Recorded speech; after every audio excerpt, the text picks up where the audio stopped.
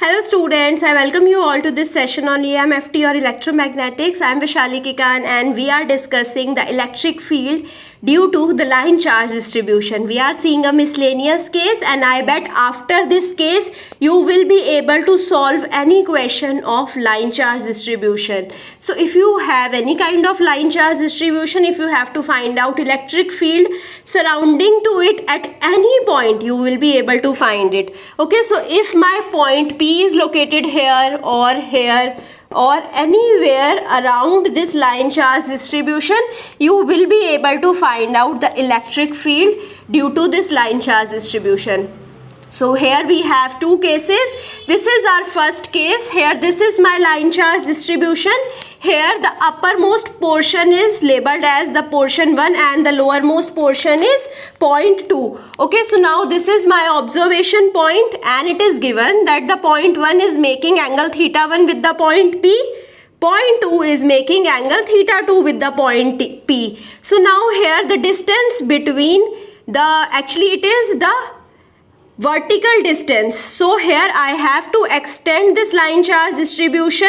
So the vertical distance to this line charge distribution is D. So we have already found out the equation for E parallel and E perpendicular. The parallel component of electric field due to this line charge distribution and the perpendicular component of electric field due to the line charge distribution in the previous video. If you have any doubt, go to the previous video where I discussed about the line charge distribution. There I derived that we have two components, E parallel and E perpendicular. So for any line charge distribution, E parallel is given by K lambda upon D.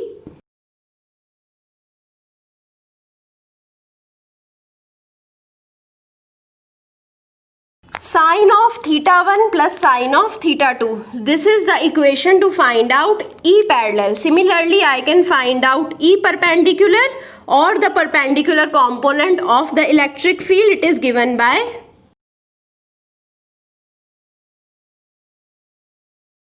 I am again saying you, if you have any doubt in these two equations, go to the previous video, watch it first. So E perpendicular is given by K lambda upon D cos of theta 2 minus cos of theta 1. Okay, so now if I have to find out the output electric field due to the E perpendicular and E parallel, so E is given by under root E parallel square plus E perpendicular square. So this is how, if I have both of them, I can find out the electric field. So when I was discussing the infinite line charge distribution, I told you that first of all I have to find out what is my theta 1 and what is my theta 2. So I will start from the point P. I will start from this axis. I will move upward and I will locate the point 1. This is my theta 1. So theta 1 is directly equal to theta 1 in this case. Now if I see theta 2, so for location of theta 2, I had to go in the downward direction and I had to locate theta 2. So now here I have found out what is my point 2. Okay, so this is my theta 2. So now what will be the theta 2? It will be 360 degree minus theta 2. Okay, so don't get confused and don't directly take theta 2 is equal to theta 2 over here, because I have to locate theta 2 or the point 2 in the downward direction only. So when I move in the downward direction, I will find out the point 2 at this axis only. Okay, so this axis will be giving me the angle. So now I have to find out this total angle to find out theta 2. So theta 2 will be equal to 2 pi minus theta 2 in this case. Okay, so let's replace both of them. So E parallel will be now equal to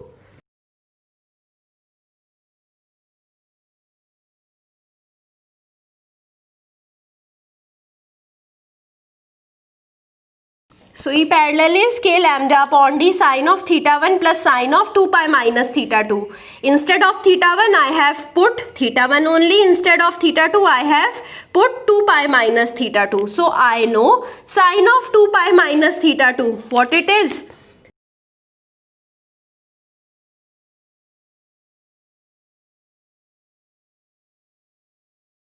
Okay, so here 2 pi minus theta 2, sine of 2 pi minus theta 2 will be minus sine of theta 2. So this is how I can find out my E parallel.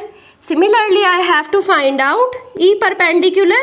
So I will be replacing theta 2 as 2 pi minus theta 2.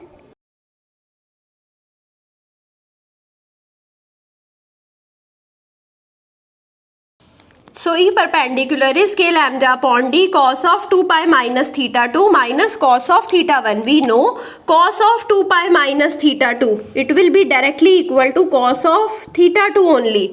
So let's find out E perpendicular.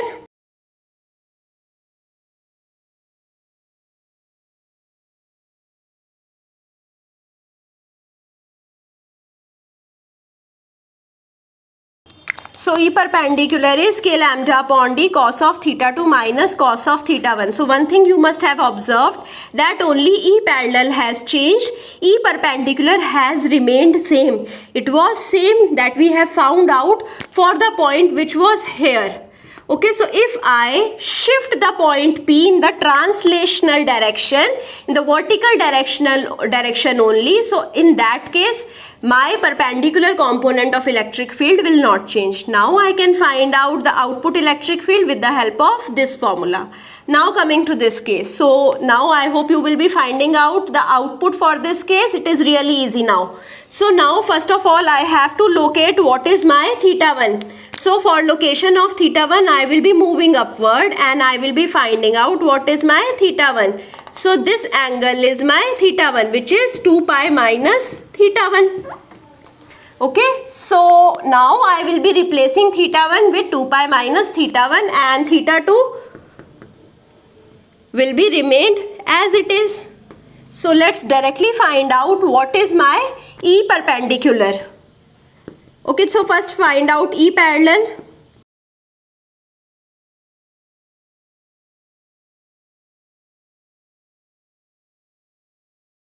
So I have replaced, instead of theta 1, I have put 2 pi minus theta 1. I know sine of 2 pi minus theta 1 is minus sine of theta 1.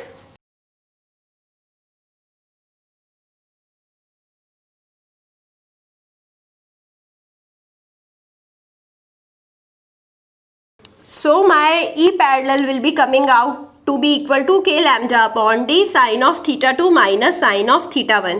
Similarly, I can find out E perpendicular. So here I will be having cos terms involved. So cos of 2 pi minus theta 2 or cos of 2 pi minus theta 1 will be same. Cos of theta only. So we will be directly writing down it. So E perpendicular will be equal to k lambda upon d cos of theta 2 minus what I have to do here, I have instead of theta 1 2 pi minus theta 1.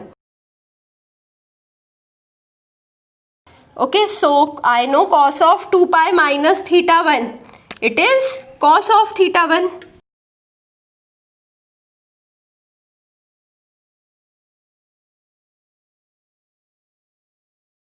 Okay, so this is how I can find out E parallel and E perpendicular. So you can see here again my E perpendicular has remained same. It is equal to k lambda upon d cos of theta 2 minus cos of theta 1. So now if I am changing this location of P in the upward or downward direction, my perpendicular component of electric field will not change, only the parallel component of electric field will be changing.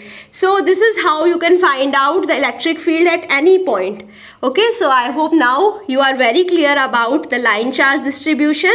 So I will be winding up my session here. I hope you like this video. If you have any kind of doubt, you can put the doubt in the comment or you can reach out to me. So I hope you like this session. If you like it, you can share it with your friends, subscribe the channel and do push the like button itself.